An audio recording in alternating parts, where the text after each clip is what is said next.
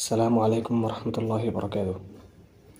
আজকে আমরা আলোচনা করব স্রষ্টার অস্তিত্ব নিয়ে।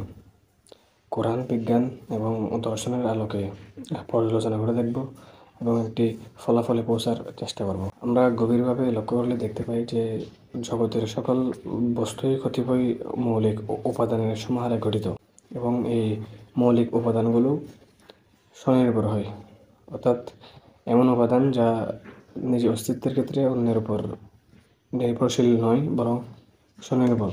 এখন সৃষ্টির আদি উৎসের সন্ধানে কার্যকারণের দ্বারাই এসব মৌলিক উপাদান সম্পর্কে প্রশ্ন রাখলে সর্বশেষ এমন এক সত্তার অস্তিত্বকে অপরিহার্যভাবেই মেনে নিতে হয়, যিনি স্বয়ম্ভু, তিনি স্রষ্টা। আবার বস্তুর গঠন প্রক্রিয়ায় এসব মৌলিক উপাদানের সাথে এমন কতিপয় আপতিত অবস্থা এবং বৈশিষ্ট্য থাকে যেগুলা নিজ অস্তিত্বের প্রশ্নে স্বনির্ভর নয়, পরনির্ভরশীল। অর্থাৎ এগুলা এই মৌল উপাদানের সাহায্যে অস্তিত্ব আছে। যদি এই মৌল উপাদান থেকে তাদের বিচ্যুতি ঘটে, এক মুহূর্তের জন্যও তার অস্তিত্ব টিকে থাকবে না, কেননা তার অস্তিত্ব দুর্বল, পরনির্ভরশীল এবং এসব মৌল উপাদানের অনুগত। যেমন উত্তাপ, শিথিলতা, গতি, স্থিরতা ইত্যাদি।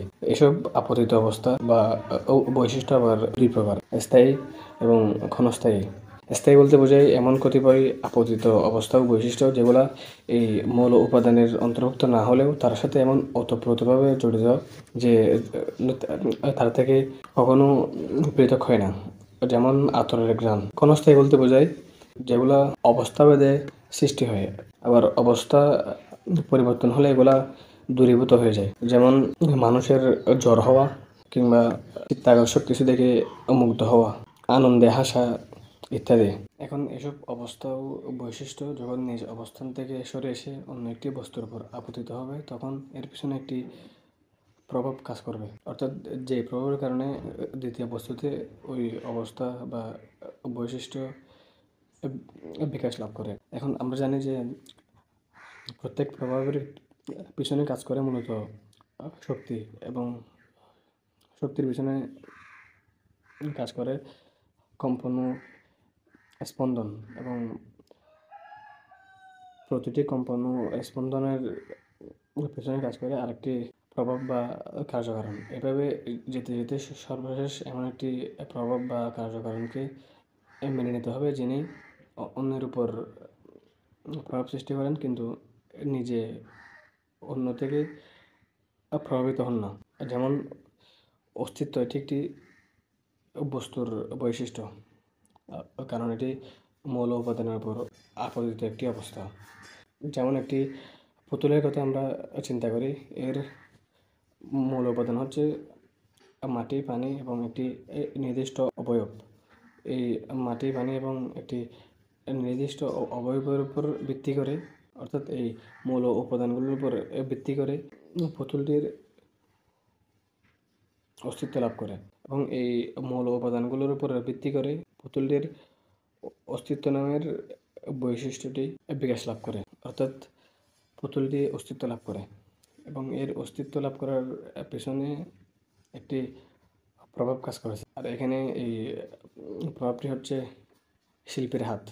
এবং শিল্পীর হাতের পিছনে কাজ করেছে তার ইচ্ছা এবং দৈহিক শক্তি, এবং তার দৈহিক ইচ্ছা এবং দৈহিক শক্তির পিছনে কাজ করেছে তার অস্তিত্ব, এবং এই শিল্পীর অস্তিত্বের পিছনে কাজ করেছে তার পিতামাতার অস্তিত্ব।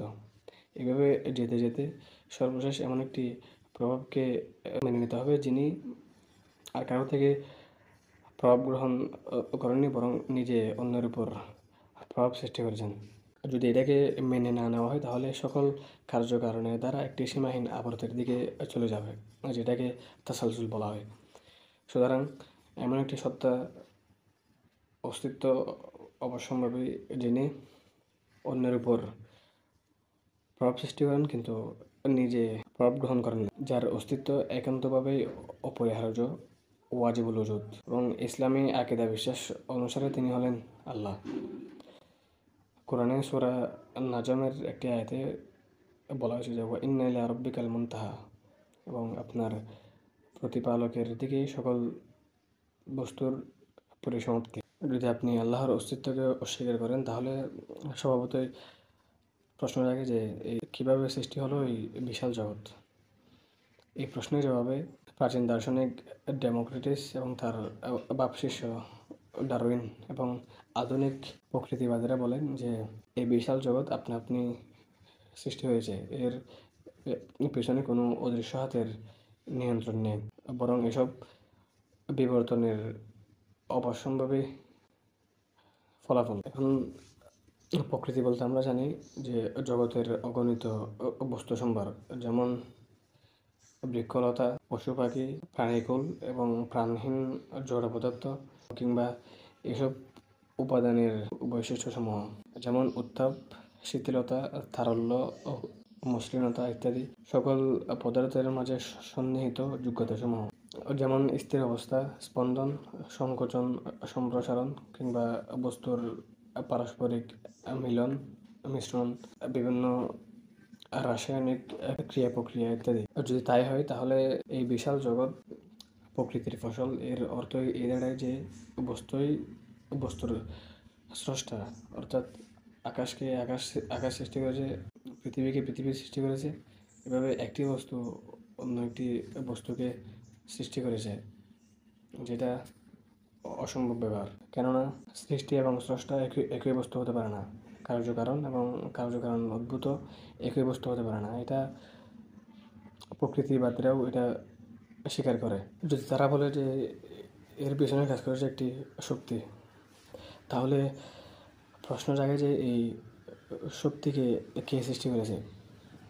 এর জবাবে আধুনিক প্রকৃতিবাদীরা বলে যে হয়তো শক্তির পিছনে একটি আদি উৎস ছিল, যেটা আদিতে ছিল খুবই ঘনীভূত, এবং এই ঘনীভূত অবস্থা থেকে একটি মহাবিস্ফোরণের ফলে এটা বিক্ষিপ্তভাবে ছড়িয়ে পড়ে, এবং এই ছড়িয়ে পড়া শক্তি অবস্থান বেঁধে এই মহাবিশ্বের সব কিছু সৃষ্টি করে।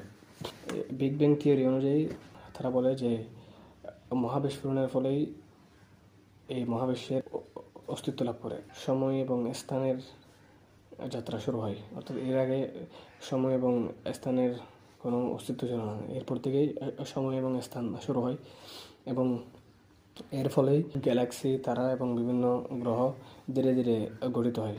এখন আমাদের প্রশ্ন হলো যে শক্তির যে আদি উৎসের কথা বলা হয়েছে, তা কীভাবে সৃষ্টি হলো, এবং এই বিস্ফোরণই বা কেন ঘটলো, কিংবা যখন ঘটলো তখনই কেন ঘটলো, তার আগে কিংবা পরে কেন ঘটলো না, এবং বিস্ফোরণের পর বিক্ষিপ্ত অংশগুলো কীভাবে শিথিল হলো।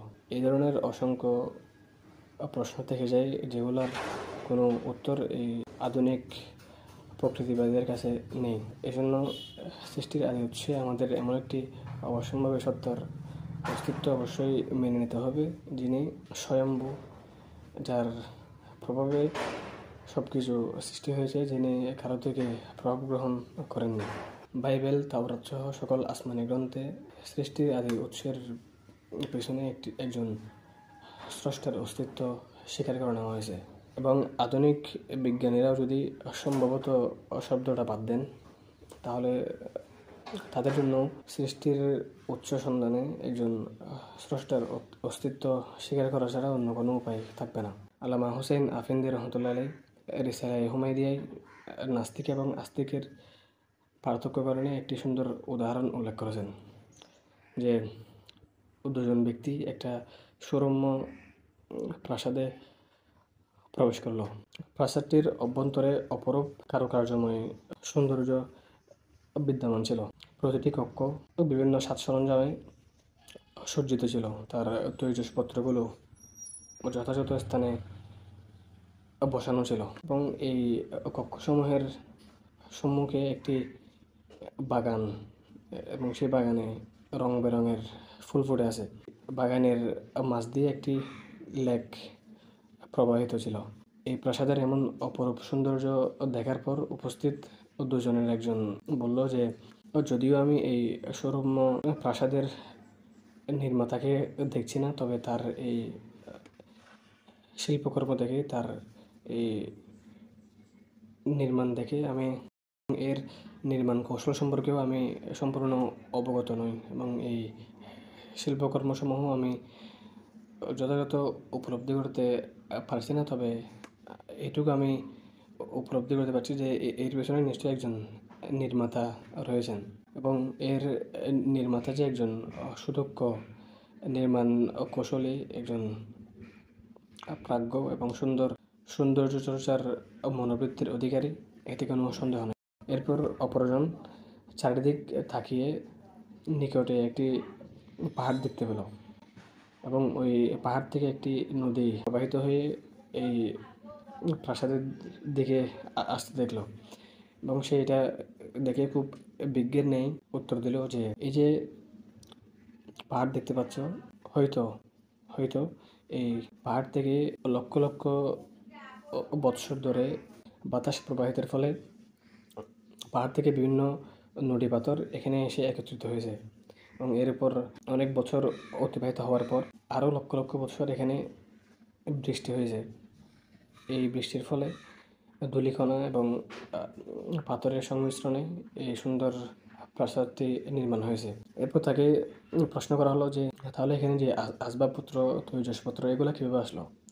সে উত্তর দিল যে হয়তো কোনো পথিক দল এই পাহাড়ের মধ্যে তাদের আসবাবপত্র বলে রেখে গেছিল এবং বাতাসের ফলে পাহাড় থেকে আসবাবপত্রগুলো এখানে চলে এসেছে এবং সুন্দরভাবে এগুলা বিন্যস্ত হয়ে গেছে। এখন এই দুজনের অনুমানের মাঝে কার অনুমানটি যথার্থ, এটা আপনাদের কাছে প্রশ্ন রইল।